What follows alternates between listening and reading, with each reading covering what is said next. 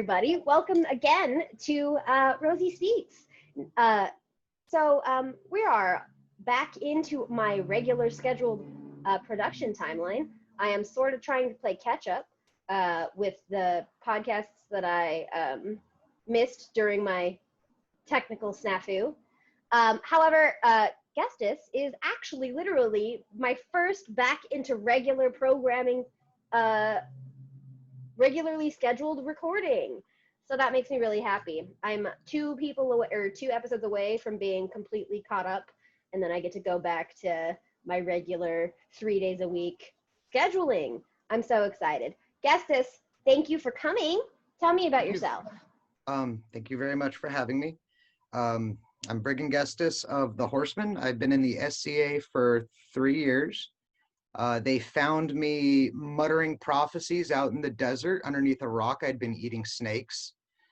They tried to house train me, largely failed. In the SCA, my official name is actually Sauvage Le Brigand. And so occasionally you'll hear people call me Sauvage. To the Horsemen, I'm Gestus. I have completely forgotten my mundane name. I no longer respond to it. It's out there. I think it was it a Dave? It was either David, maybe it was, I don't know. There might be a David involved in there somewhere. I feel it's like a nice name, right. David. It's a good name. That is a good name. I do rapier fighting in the SCA. I also am the Constable of Wintermist. Which is a really, really awesome little barony out here in Bakersfield, which is a nightmarish wasteland. It's post-apocalyptic. It's all the worst parts of Mad Max without any of the fun parts. We have meth vampires. It's terrible. But yeah, that's me in a nutshell. Emphasis on the nuts. I love it. I'm very excited to have you on. How much have you watched any of my episodes? A few, yes. I generally have them on while I'm doing, like I'm working overnights or I'm doing an art project. Yeah, so podcasty types. Yeah, it's background chatter. I know you interviewed Bjorn. Yep. He's so handsome. I love him. Yeah, he's handsome. I like him. I love him. He's my favorite. What else did you do? No, but I'm a fan. I like especially now in today's environment, as things have changed, we need to make sure that we keep that connectivity, that we're still with each other. And what you're doing, I think, has tremendous potential that you're actually actively grabbing onto. And I'm super supportive of that. So like, yeah, I'm 100% behind you. Like, get this. This is good. I love that. So I only ask this because I want to preface everything with, I want to hear about you. I want you to come to my show so that I can learn about you. And you are the first guest that I have that I haven't developed an outside friendship with prior to this. And I mean, not to say that we're not friends and I don't know who you are, but like everybody else that I've had on my show, I have been friends with for more than 3 years. Gotcha. Yeah. I get so that. It's different. And I wanted to say that I'm very excited to ask you these questions. There are questions that I didn't even know. I learned about you from people asking you questions. So I'm really excited. Awesome. Me too. And at the end, throughout the process, if you have any questions, absolutely ask them. I am not afraid to be interrupted. I'm loud, and it's a thing that happens. So I'm not worried. Absolutely. Okay. But the first question is mine. What is the real story of how you came into the SCA? Like, how did you find it? Okay, so the real story, and here's the thing with the way I talk is that a good story is going to be a 60-40 mix of truth and bullshit. A good storyteller will keep you guessing which part is which. So them finding me in the desert, speaking prophecies out in the desert, is actually true. When about 3 years ago, I was trying to find my place in life. I was stuck in a very gray area, and I chose to go to school again, and that was a jump for me. And I go to school and I'm learning and I love it. I love meeting people. Like I've been working, doing nothing but work, sleep, eat for 12 years. So finally now I have people and I love people. So it was just boom, all of a sudden I'm touching everything. I'm talking to people, I'm going to places, I'm learning. And I've always studied on my own, but now I have access to actual anthropologists and paleontologists. And did you know that paleontologists, out of all of the ologists, are the ones most likely to be drunk in a desert? Which is how I found myself out in the desert. I'm not actually a big drinker, so I'm out there sober, but I'm completely insane, and I was talking to snakes. My best friend is this mountain of a man. He is massive in heart and in physical presence. Jaeger Berg of the Horsemen. We bonded over our shared experiences at college. He's a big dude. He's a big dude. Oh my God. He is my biggest little brother. He is a big dude. Yeah, and our bromance is absolutely legendary. I've got like the set of pictures of he and I where every event, there's a picture of him with his arm around me. I'm looking one direction, he's looking at the camera, dead sexy, right? Like that's going on my wall. When I'm an old man and I'm sitting in my bed and they're like, tell us, Peepaw Gestus, about your stories. I'm gonna be like, look at this beautiful man. Look at him. You'll have to send me one of those pictures and I'll use it as a thumbnail. I'll dig it up. They're indescribably precious to me because my whole life restarted about 3 or 4 years ago, and he was the vector for that. So I was a veteran, and I was struggling with a few things, and I would go to the veterans lounge to try and find more people that I could share commonality with, and it was difficult. And then I meet this guy, and he notices me, and he notices what I'm struggling with, and I'm learning how to be a human again. I'm learning how to be a person. What is the appropriate behavior? When it is appropriate to get in someone's face and bark them down? Turns out rarely. When you can blow up a car. And he says, hey, I have this hobby that I do. There's a bunch of really, really good guys that I hang out with, and we beat the shit out of each other. And I was like, dude, I'm down. I am so down. I love getting my ass kicked. Like, let's do this. Up and until that point, I had been getting in random bar brawls at Chewy's. So that's not fulfilling. So he takes me out, and there I am. I'm at this park. And I'd been out in the desert for 3 days straight, staring into the sun and listening to snake spirits. And I hear the sound, and it's like thunderclouds. And I was like, okay, somebody's like hammering the shit out of a trash can.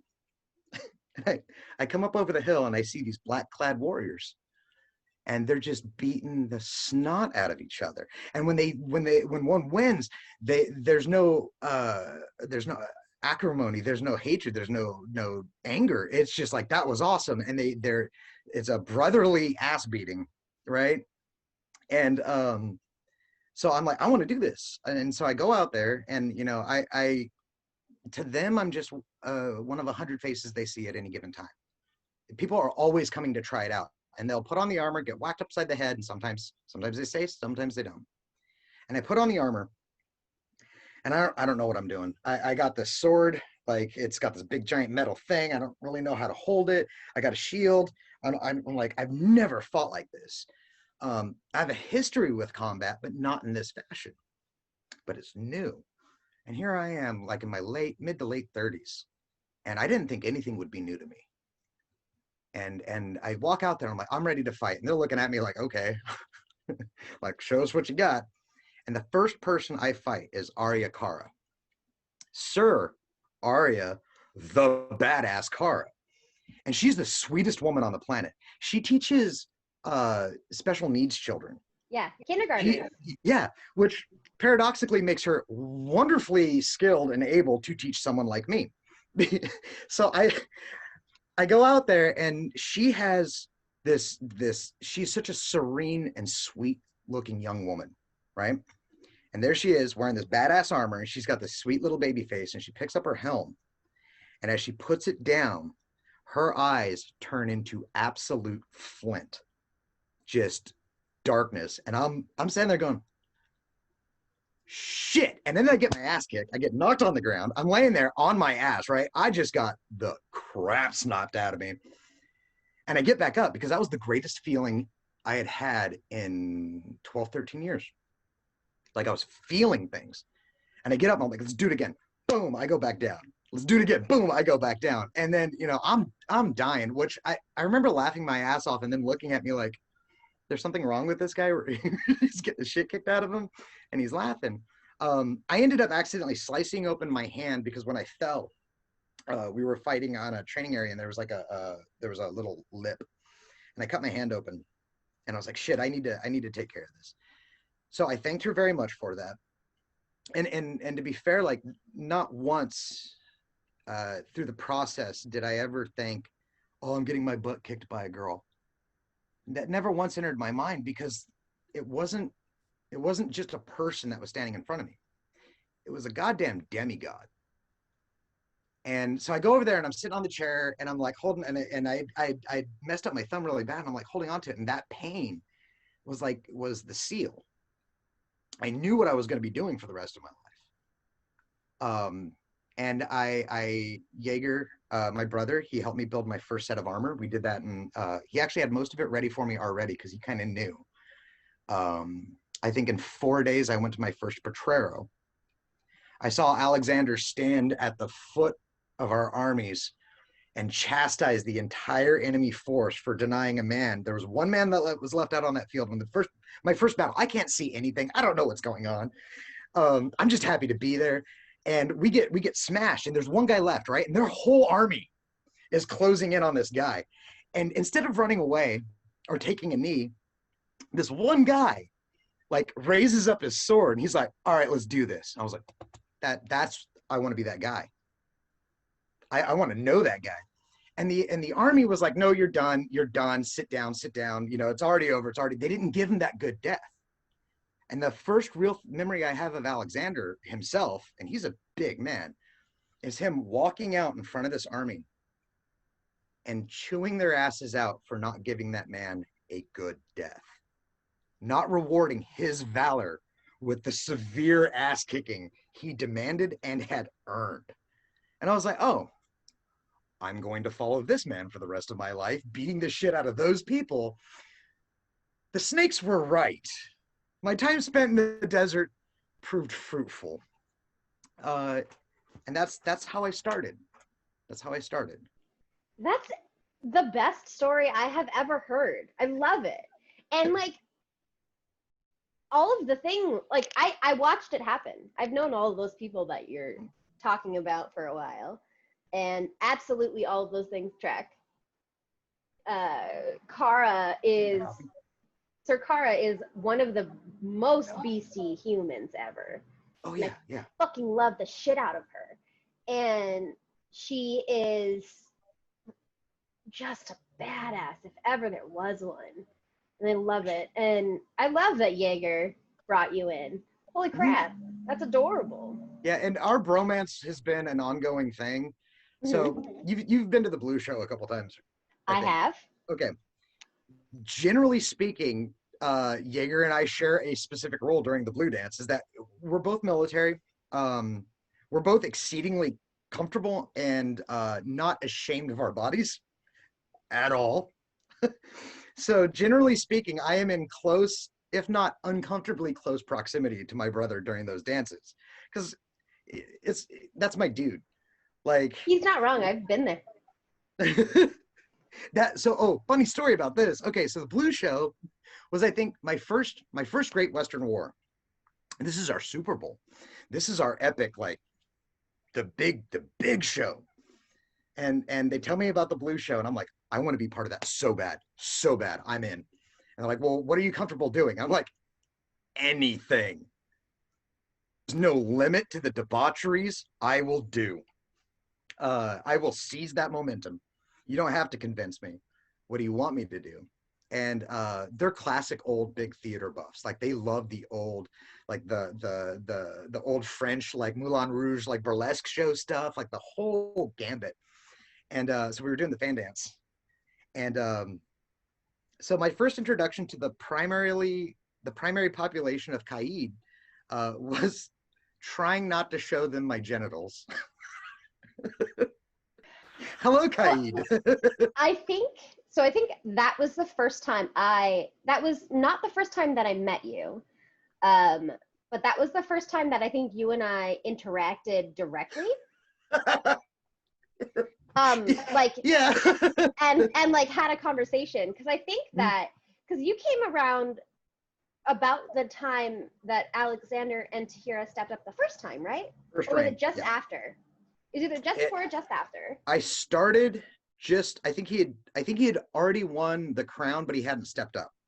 Okay, And so I came in, right, yeah, I came in during that interim. So they were my first introduction. The following July. Right. Right? Yeah. That was so my first was a prince to a king is how I met. I mean, jump right in. But that's also why I know that Great Western wasn't the first time that we've interacted, because I was one of the lieutenant chief ladies for Tahira the first time around. So I've been existing in your bubble for the entire time that you've been in the SEA, which I think is hilarious. I knew your face before we spoke. Yeah. I'm in the habit and the business of knowing things. Knowledge is power. I seek that aggressively. I need to know who does what, how they do it. So you were known to me before you and I knew each other. And then once we finally got a chance to talk, it was like, confirm that what I know about her. Okay, we're check. She's smart. Yep, she knows what she's doing. She's working. Okay, good. Now I know how to interact. Good, I love that. That's actually I love hearing what people think of me or what they like see of me when they're coming up, because it's so radically different. It's like you are the sweetest looking thing on the planet, and you're so polite and you're so nice to everybody. And I'm like, okay. And then there are people who are just like, she's a bitch, run away. The first one's an easy, safe observation, right? That's a surface observation. When I look at someone, the first few times I interact with someone when I'm observing, I don't care what you say or how you say it. I'm looking at what you do. What is your actual effect on target? What is your job? And it's military boys. Yeah, it's almost always different than what is presented.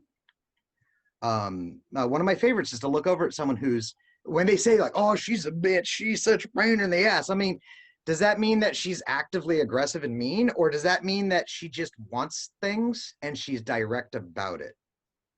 Especially in American culture, a woman that is forceful about what she wants and requires. Oh, there's words for that. None of them. Oh yeah, none of them are nice. And that is a thing that happens. But yeah, I love that. That's super fun. So tell me about your device. Okay. It was a bit of a struggle to get initially. Yeah, just describe it to me because I have a question about it. It is I can't remember the exact terminology. I've got it written down here, but it's an embattled shield, and the device is a centipede turgent, I think is what they call it. So it's a spiraled centipede coming in, bound and wrapped, and that's it. The colors are gold, red, and black. So what you're wearing? Yeah, I do like those colors. You do. I've seen. But that is the description of my device. Okay. So why a centipede? When did you decide that the centipede was the best choice for your heraldry? Question from Avidity. Okay. In order to do great things, in order to be greater than what we are, we have to understand where we came from. To be a higher person, to be a better person, you have to know what it's like to crawl on your belly, to need, to want, to have hunger. You also need to know what it requires to sate that. There's nothing lower than a centipede. They literally slither across the ground. When I was a young man, the organism itself is a fascinating primordial creature. Centipedes have only changed in size over the entirety of the world's history.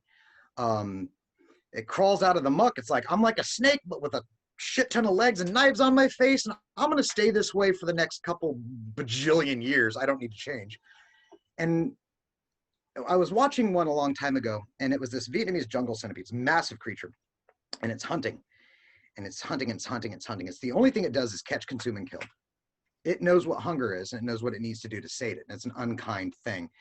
There's this rat that its whole job is to eat centipedes. And what it does is it jumps on the centipede's head, it bites the head, and the centipede dies, and it eats the centipede. This particular instance, the rat had jumped, missed the head, bit the centipede clean in half. The top half of the centipede latched onto the back of the rat.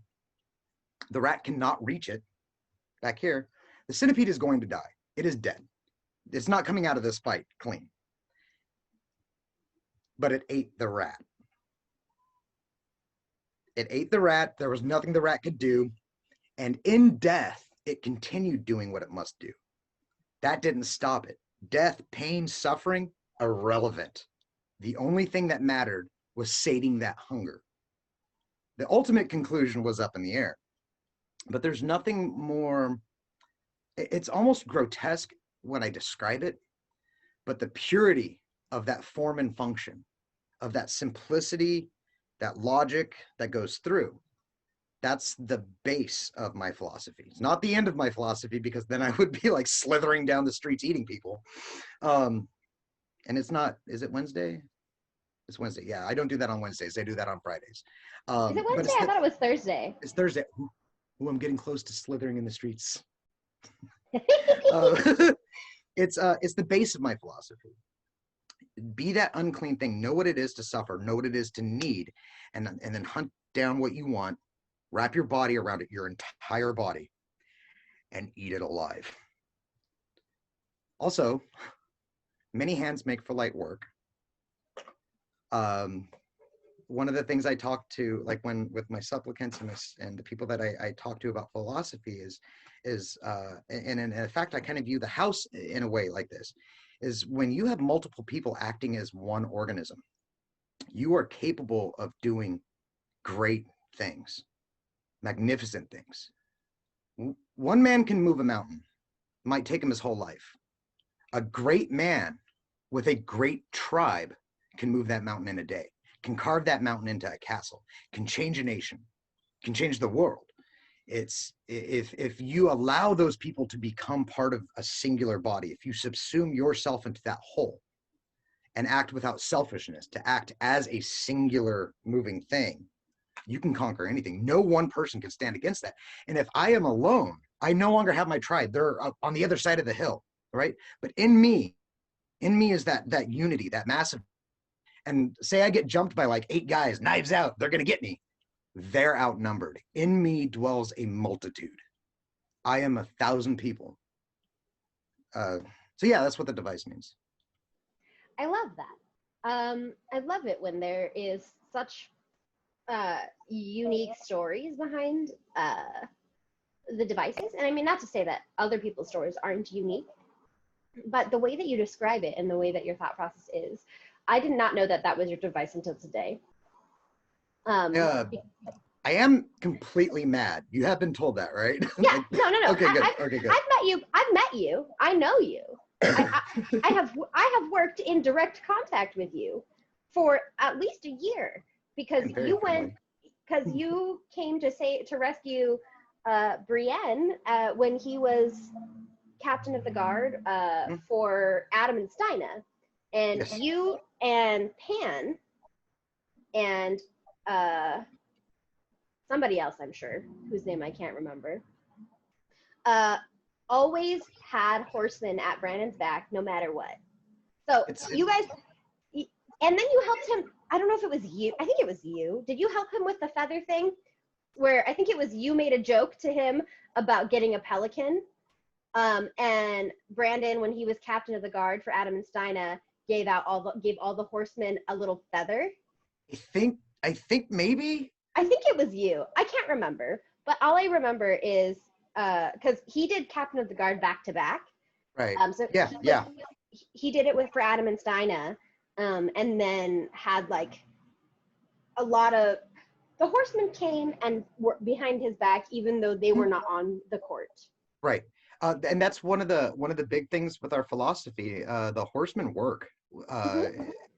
especially our babies, the newest and the brightest.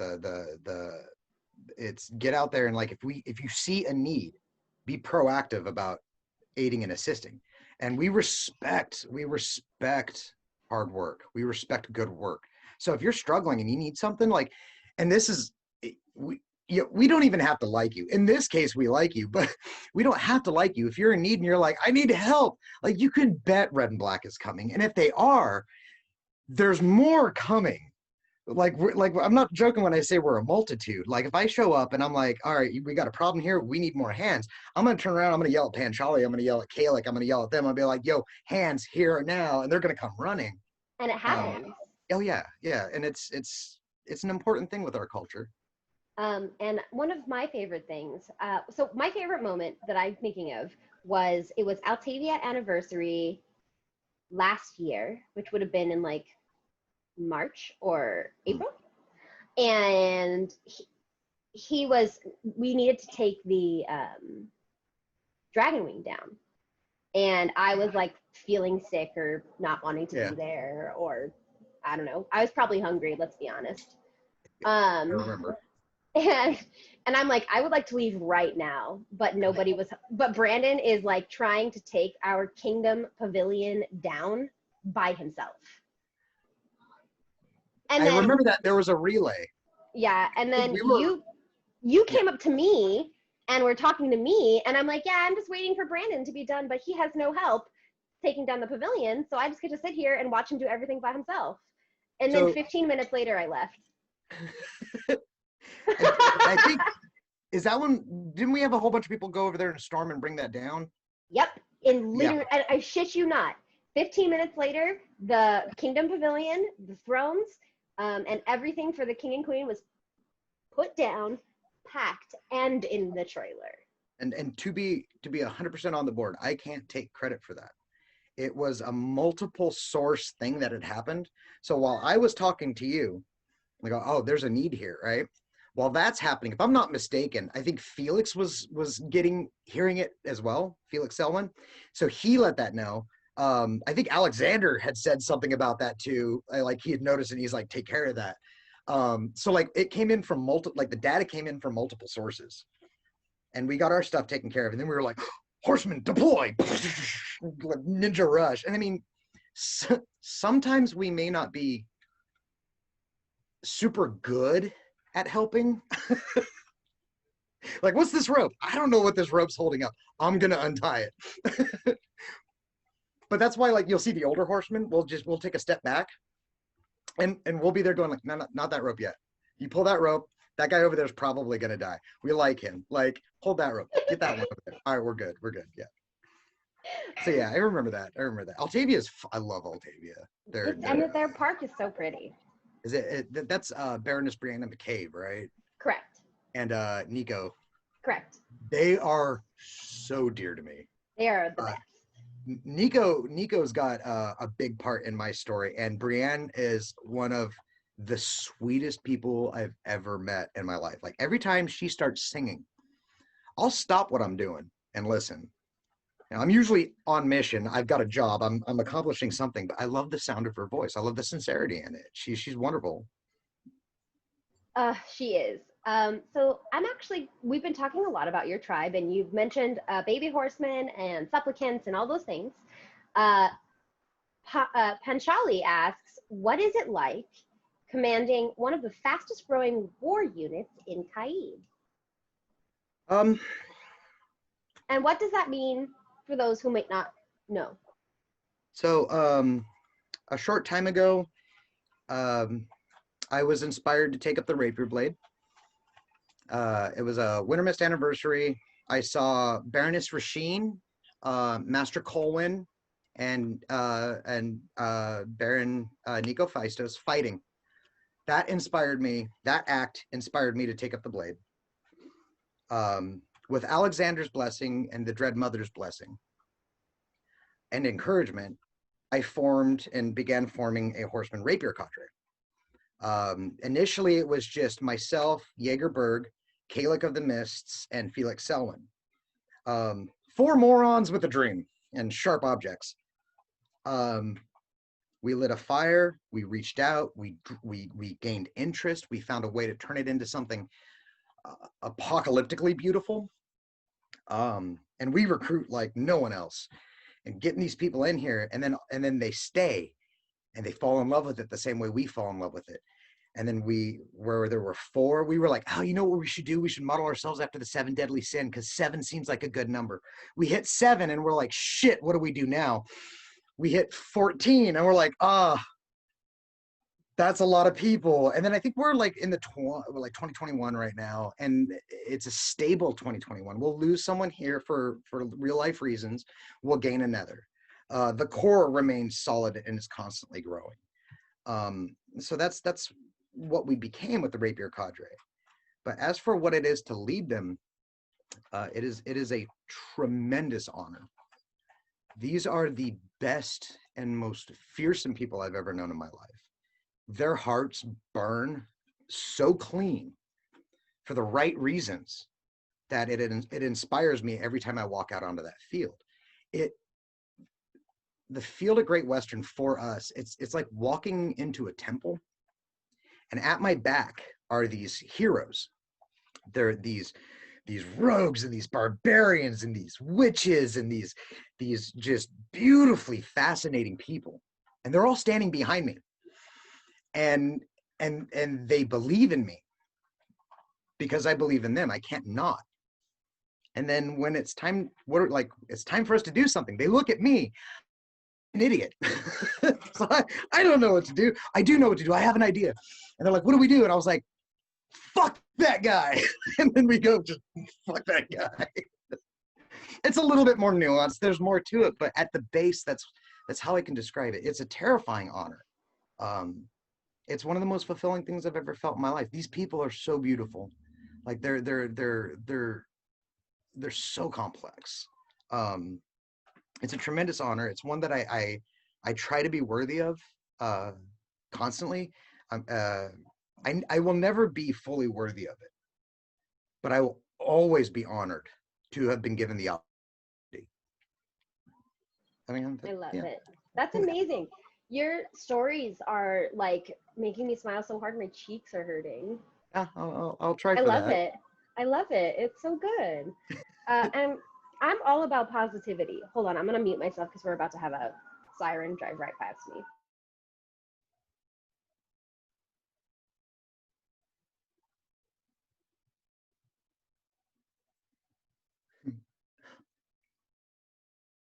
Is he doing okay? All right. So I think that's amazing, and I love it. And I'm all about positivity, and I think that if I can share other people's positive stories, that maybe other people will smile so much their cheeks hurt. I believe in that as well. The world it can be a very negative place. It's yeah, it is. It can be a dark place too, especially when you're alone. And it's important to me. Like I use the term torchbearer. Mm-hmm. To be that person that's carrying that flaming torch. Like the world is bright, the world is good. There are good people. Let me introduce you to them. And then you just set someone's heart on fire. Now they're carrying that flame, and then they go find another person. They set that person on fire, and then all of a sudden the world's on fire, and it's one of those good fires that's needed. It's a good fire. Yeah. That is what I'm all about. So this next question made me laugh, and I'm not sure if it's for you or if it's for me. But it's from, the name given to me was Ruin. And the question is, who would let you speak in a public forum unsupervised? And here is 2 questions that I'm gonna answer it first, and then you can answer it second. I do, and he is supervised. I can absolutely say that I have, on more than one occasion, been his supervisor. Yeah. Oh, me. I'm the one who gave him permission. But I'm sorry. Is there a story behind that? Yes. Okay. So, I get really, I'm weird. I talk to dead people. I go out in the desert and I stare into the sun. I eat scorpions so I can dream loud, screaming dreams so I can see the future. It might be bullshit, I don't know. But it gives me an idea. And I can maintain the facade of normalcy for about 3 minutes. And it resets. And you might notice this, like if I'm talking to you, and if I'm talking to you in an official capacity, for example, Great Western War, when we were working together, I can seem like a completely normal, sane human being for exactly 3 minutes. I'm talking to you, you're talking to me, and then you'll see me. In my head, I'll go, I need to take care of something, and then I'll come back because I just reset the clock. For longer than 3 minutes, I will absolutely start ranting about dead gods, lost empires, demigods incarnate, what you can be, what you are, entirely just off the rails. And if I'm not careful, I might start a religion, or confuse people, or make them angry. I don't know. I'm good with either. Like, yeah. So there's less a story and more of a series of strange histories behind that question. I love it. That's amazing. So I have 2 more questions, and I'm gonna go with my darling friend Matea, who was my first guest, and I fucking love her. She asks me, well, she sent it into the general inquiry box, but I'm gonna ask you because it makes me laugh. What is your favorite cryptid? So, I have a mixed ethnic background, and that I grew up with a different set of monster stories than most men in my cohort. Most men in my cohort know stories of like Loch Ness Monster, Bigfoot, Sasquatch, stuff like that. Those are the most boring things out there. The country we live in, the indigenous peoples here, have some of the most terrifying local monsters. And a few of them are, for example, the Wendigo is a real famous one in America. He might be my I have skin in that game. That's probably the most important one. But there are the Stone Eaters are these great giants that lived in the desert valley that the rabbit people kind of came through. So where you find like the Apaches and the Navajo and the desert tribes, the Ute. Stone Eaters are these giants that lived in the earth, and they never stopped growing. They looked like a normal person when they were 11 or 12 years of age, but they never stopped growing, and they keep getting harder as they get older. Their skin getting thicker, their body getting craggy. Normal food does not sustain them. They can't eat corn, they can't eat deer, they can't eat any of these things. They have to start eating people. So they're these giant stony cannibal monsters. They look more and more like mountains as they get bigger, and then they have to eat rocks. It's the only thing that'll sustain them. And then they become a mountain. And one of the things I was told as a child growing up was, when you're walking through the desert, be really quiet around unusual rock formations, because that could be a sleeping stone eater. And if it wakes up, it will chase you down and break its fast upon you, which has led to me out in the desert and strange times screaming at mountains, seeing if I could get them to wake up. That's one of my favorite cryptids. The Mothman is a super rad one. I love how he's becoming popular now. I read stories about the Mothman growing up. Oh, yeah. I was a weird kid. I was the one You don't say. I was a weird kid. I was. It's true. It's a thing. But I was like the kid who was like really into like murder mysteries. Okay. So like I've been reading Agatha Christie, Sherlock Holmes, and Edgar Allan Poe since I was 8. I guess now looking back to it, maybe I shouldn't have been reading Edgar Allan Poe at 8, but it's so good. He's an important author. Cask of Amontillado, man. Oh. Gonna fuck up your brain. Also, ghost cats in your walls. I'm a Mask of the Red Death fan. Oh, like Mask of the Red Death. That one is just incredibly relevant. Okay, I don't have shots to do or any sort of like alcoholic beverage to go down this soapbox really fast. But I I one time I have an English degree with a specialty in literature. Cool. One of my courses, I had to pick something to, like, if I wanted to film it or if I wanted to like script it out. And I didn't pick this, but one of the options was the Mask of the Red Death. And oh my God, the fucking imagery of that this person discovered and like created was probably the most beautiful thing I had ever imagined. Just like think about it. Each room is a different color. All of the walls are like to each one of the different sins, and everything is just like fucking Yeah. Oh no. I just need to experience it for myself. But that's only what weird people say. So that's a thing that happened in my life. That's my soapbox. It has nothing to do with anything. I appreciate the company of the weird. I think I mean that's a good like look at the SCA. We're all the weird kids. I have my one-eyed cat.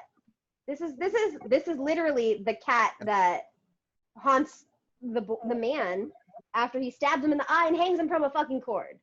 That's metal as hell. Like I'm down. That's a good night. that's definitely that's gonna be a good Horseman game. Oh my gosh. Just fuck you and don't hurt cats or I'll kill you. Oh no, not cats. No, no, not you. I got what you mean. And also if the horseman put on a Mask of the Red Death masquerade, I will bring all of my friends. Not that all of my friends wouldn't go anyways, but I will make it a point. So like the Dreadmother and Alexander are these massive theater buffs. Hold on one second. Yeah. Are you when you say Dreadmother, do you mean Her Highness Catherine of Hornchurch? The Dread Princess, yes. Absolutely. So the Dread Princess, that's a good. There we go. We can absolutely just making sure that is our princess.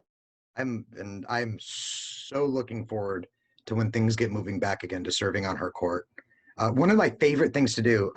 I've served on the Forever Queen's court. I served Sira, Queen Sira, and I served Tahira again, and I am anticipating serving the Dreadmother. One of my favorite things to do. I don't know, there's something so romantic, something so dashing and fulfilling about serving on the Queen's Guard. Like, it's so rad. I've always wanted that. Like I love doing that. Like here's a woman of power, control, and magnificence. And I get to be her leg breaker. I get to go do things for her. She's like, take care of that problem. I'll be like, yes, madam. Boom. Oh, that's so cool. I love your excitement. It's my favorite. I love it when people are excited to do things and to help others. And just don't forget to sit down like twice. Oh, twice. I'm bad at that. I'm bad at that. That's why I didn't say on a regular basis. I said twice. It was Great Western War where I had been running around for so long, and a few of my people had told me, they're like, yo, you need to slow down. My voice had gone to the hiss, and I actually got shut down. I think it was you and Aaron Agatha that shut me down. No, like, it was me and Pan. Yeah. Pan Jolly does keep a good eye on me. And Aurora. My beloved sister. We told you to go sit down, and you didn't listen to me. And I said that I was going to take your shifts away if you didn't go sit down. I need those shifts. I need things. But I took them away from you anyways. Yeah. Well, you were right to do so. Like I had been pushing it a little bit hard. Yeah, and you were taking 3 shifts in a row. So I'm like, I would rather you take a nap now, so that I can have you overnight, because that's where I needed you. The metric is if I can take 3 shifts, then that means that somebody doesn't have to, and they can enjoy that event more. That's 3 shifts of that someone could be playing, having fun, adventuring while I'm. But you were right. You guys, too. You got you told on me to my sister. Also, Rosie is everybody's mom, and all of the horsemen know it. So when I walked in and I said I need 2 people to cover his shift, it was done in a heartbeat. It's yeah, that was actually that was noticeable. It's an interesting thing too that I've noticed with like our tribe's culture is we have in the horsemen we have very many very powerful women. Um we have Arya Kara, and she has three women training under her. She has Scarlet, who's Arya's training, Alva, and my own dear heart, Maeve, and they're all powerful, motivated women. We have the Dread Mother, we have Tahira, we have Portia. Um, like they are powerful women. So the average horseman, when a woman speaks, we tend to like natively just listen because more often than not in our household, when a woman speaks, that's a woman of power. It's not all women though. I definitely have noticed it.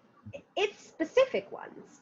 It's specific people in general because if cause I've known all of your OG people for years, so I've been watching as you guys have grown and become into God. I don't know. I just decided there's like millions of you because There's quite a you. few. Yeah. I feel like I drip in horsemen on a regular basis, and I'm about it. Yeah. I but my thing is it wasn't until so I think I walked in to your guys' camp this past Great West with my niece in my like strapped to my chest, Mhm. and I said, "Hey guys, I need this thing done," and it was instantly done. And everybody behind me was just like, "Well, how did you do that?" And I'm like, "Because I've shown this household over the past 5 years that I'm not going to fuck them over." That's That's and that's what's important. So that is an important thing. Yeah. I'm not saying that the horsemen are not helpful and that they're not going to come to help you when you need it because they Mm. will. But in the vein of the way that the world has been right now, I want people to know that people get this treatment because they have earned it. It's Right. not. I don't want people to be taking advantage of this group of humans that I love so dearly just because, oh, they're just horsemen. No, fuck that. Those people have saved my ass so many times over. Fuck you guys. They're not just horsemen.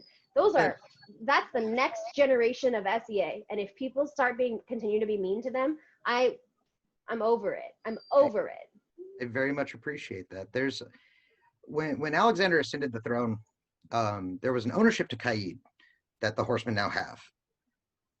It's part of our legacy. It's part of our lineage. And the horseman's role, especially our youngest, is to serve, to be helpful. But you've hit it on the head.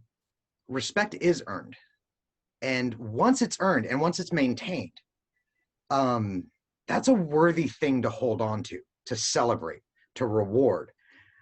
We can be wary of strangers. We're polite. We have a protocol for it. How we, is this a good person? Is this a bad person?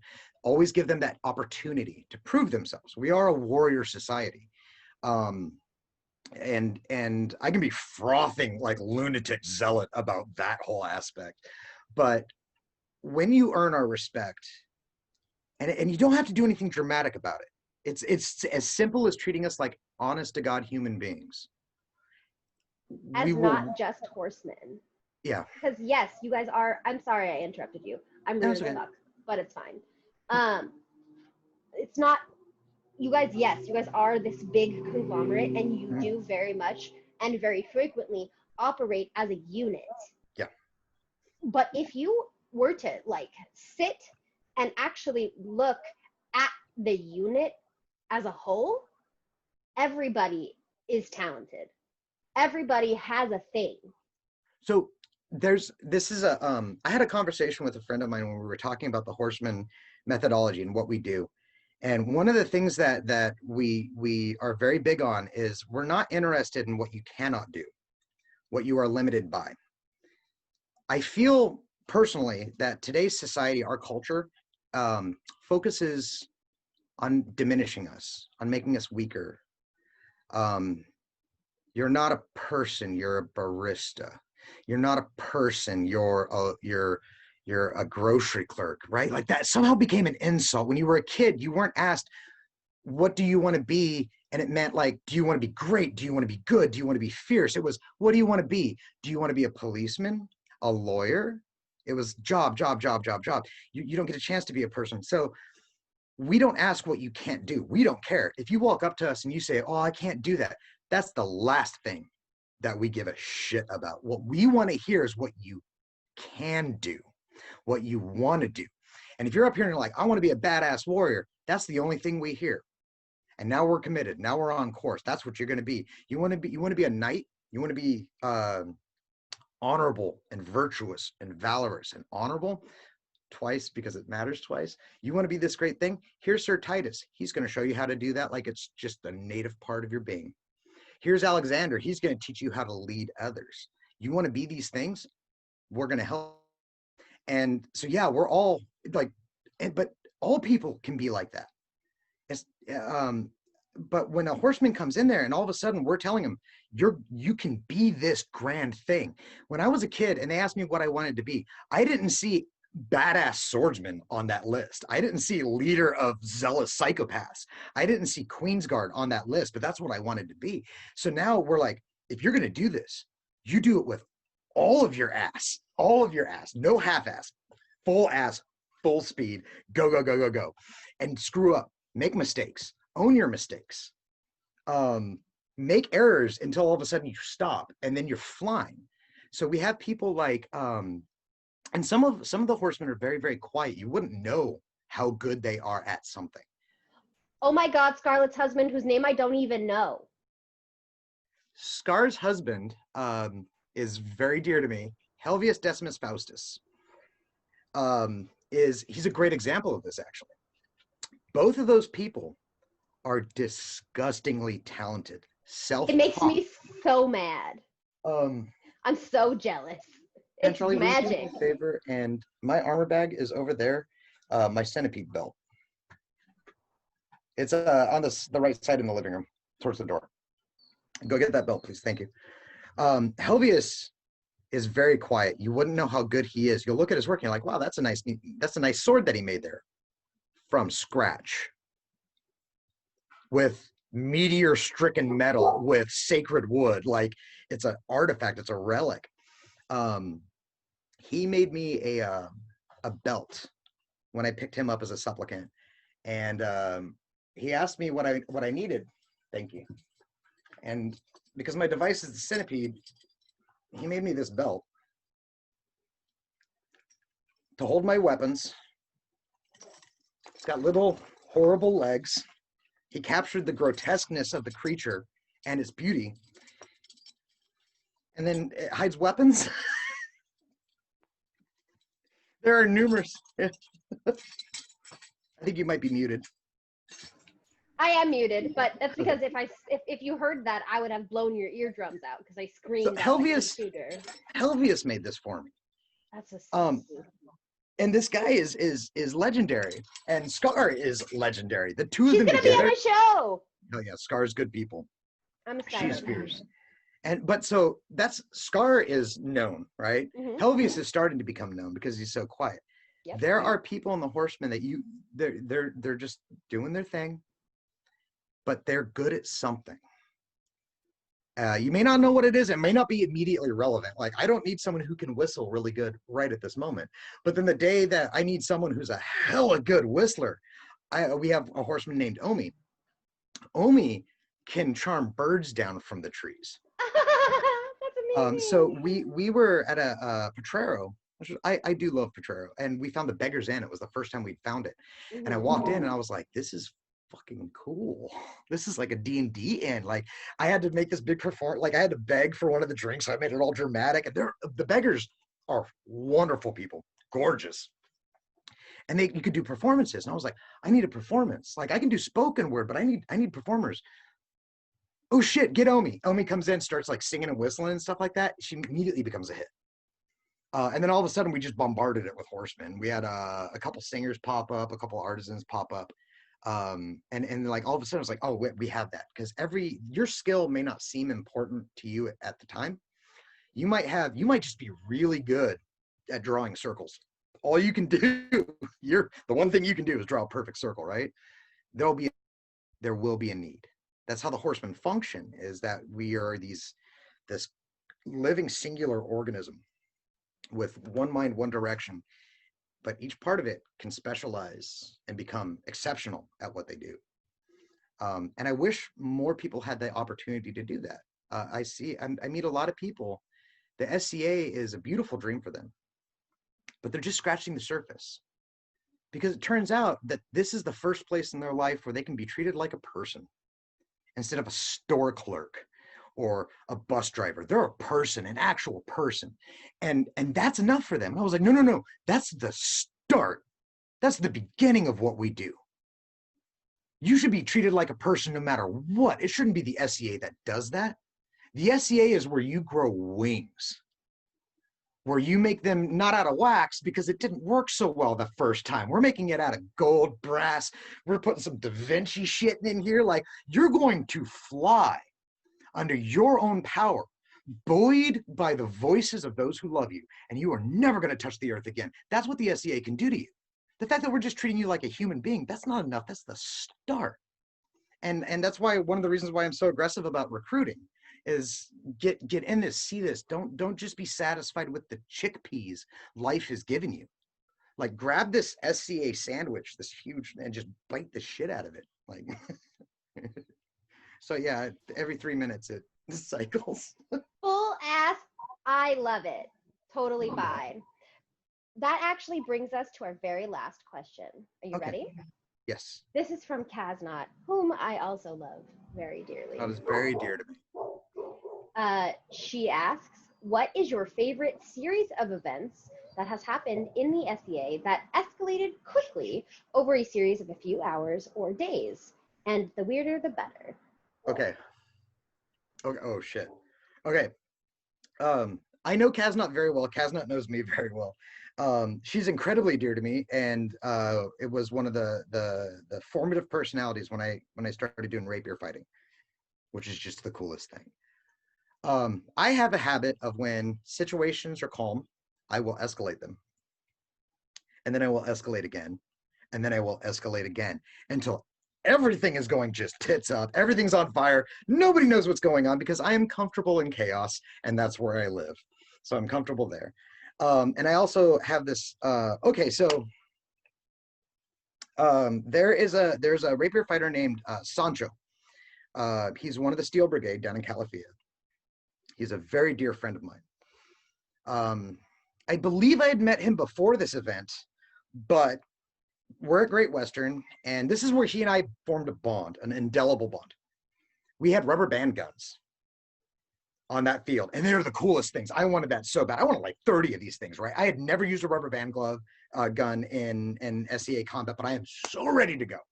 But I don't know how to use them. So I made sure, like, when it was like, hey, who wants a gun? I was like, give it to the people who know how to use it. We're gonna do our horseman thing. We're gonna stab asses and get in trouble. And we're fighting, and I get locked in a room. And the entire enemy force, including Sancho, he's outside the room. They're gonna come in and break in. I'm there with the captain. He has the gun. He gets shot he gets stabbed in the arm. He can no longer use the gun. So he's got it, and he's like struggling for it, and he yells at me. He's like, take the gun. The ammunition's on my belt. I grabbed the gun, and I'm trying to load it. And the entire army, the people that had died, were sitting right there watching me struggle like an idiot, trying to get this gun loaded. I got my finger stuck in it. I dropped it. Like, it was a comedy of errors. I'm like, I look like such a nerd, right? Meanwhile, Panchali, our saint, she is behind enemy lines, putting bodies down, because she's this little tiny thing. I'm making a big scene. Everybody's looking at us, and she's just boom, boom, boom, boom, boom, stacking bodies. I think Maeve had been just tearing people apart. Like, it was just chaos. So I'm in there, I'm struggling, and the crowd is laughing at me. So what am I gonna do? So I'm doing it. They breached the door. I don't have the gun loaded. I step forward, raise the gun, point it at the first person coming through the door, and go bang! And he takes a giant step back, and we surge forward, and we push him back again. There was no rubber band in the gun. I just bang.